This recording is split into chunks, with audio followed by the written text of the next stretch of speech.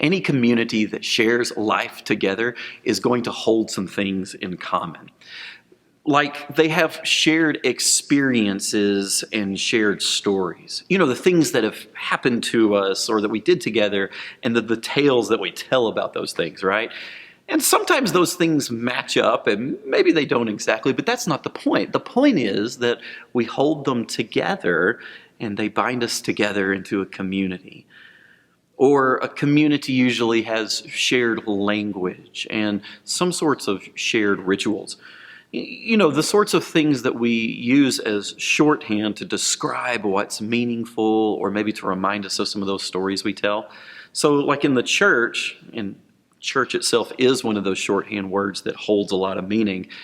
We have things like baptism or the Lord's Supper, or we have language like atonement or sacrifice, or even the word love, which has certain shades of meaning in our community, things that we hold in common in our understanding about those things, or the way we use those words, or the way that we practice certain types of behaviors, those are the things that bind us together. We know that we hold something in common in those things.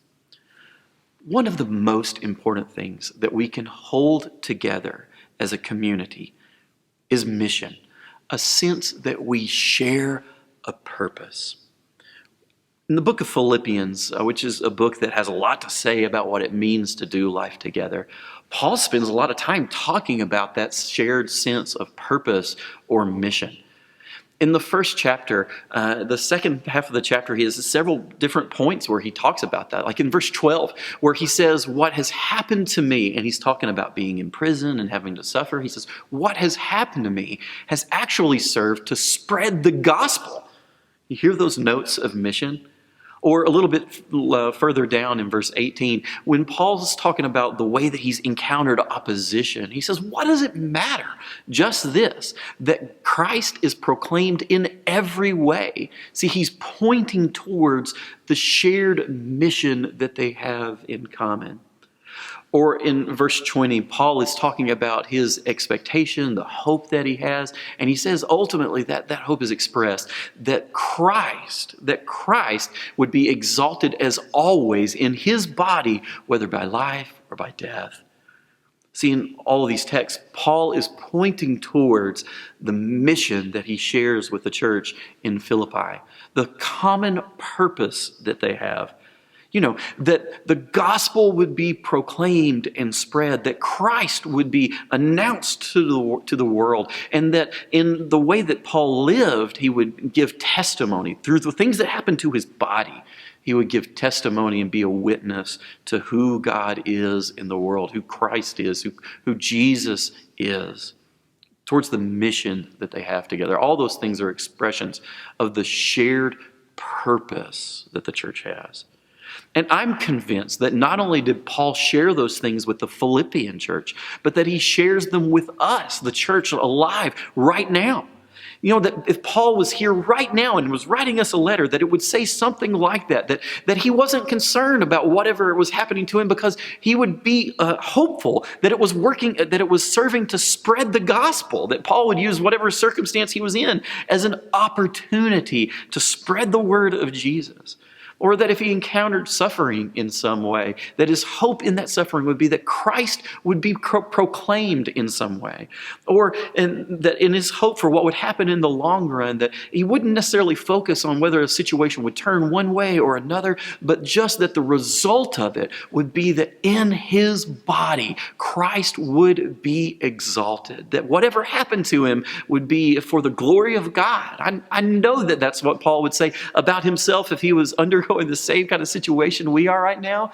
And I know that he would hope the same thing for us too.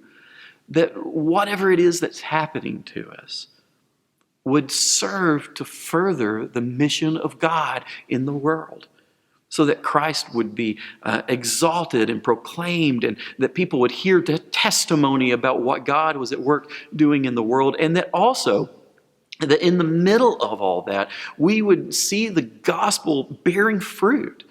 I believe that's a part of the shared purpose that we have with Paul way back through time.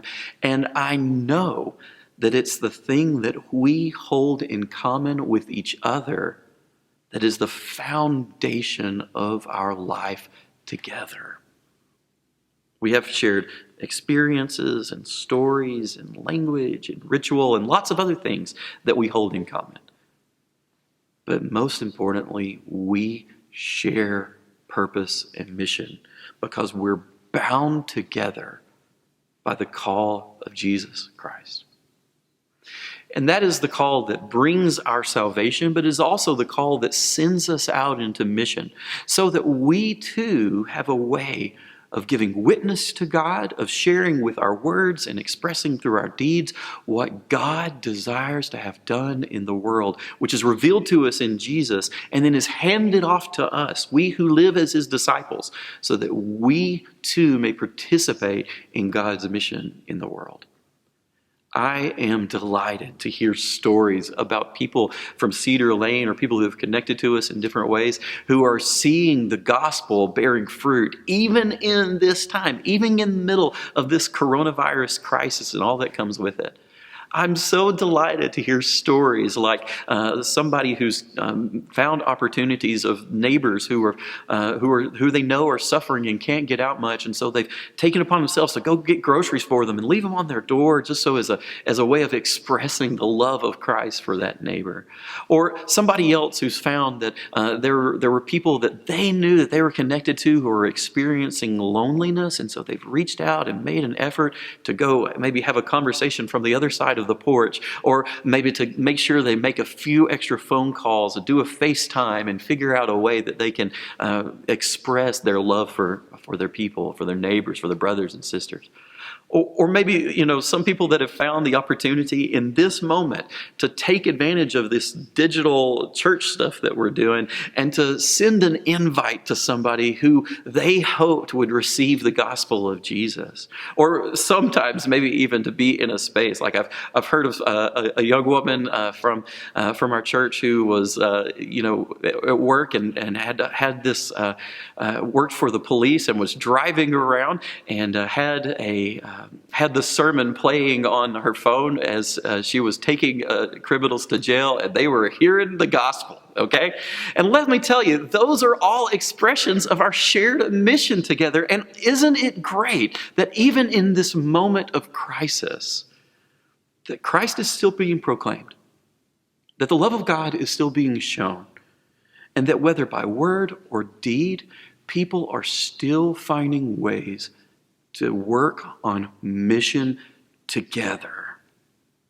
Listen, I know that we share lots of great stuff, okay? It's the part of the great thing about church is all the stuff that we share. Sometimes when we share food together, we have great potlucks, or sometimes we share space together, or sometimes we share certain kinds of experiences together. But right at the center of it is the mission that we share in the name of Jesus. And every single person is a part of that. We share that stuff together across the whole body of the church. Because if Jesus has given us salvation, he has also given us a mission. If Jesus has given you salvation, if Jesus has given you grace, he has also called you into his mission. That's kind of the way it works. And some people are called to take that mission into distant lands. So sometimes people are called to go all the way to the other side of the world to help spread the news of Jesus.